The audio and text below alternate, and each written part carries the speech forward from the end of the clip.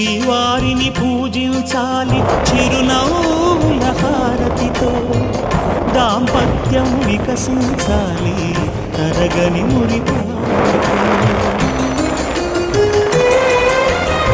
దాసి నీవై ప్రేయసి నీవై నీవే తన ప్రాణమై నిండు ప్రేమను తనకందించు, నూరేళ్ళు నడిపించు.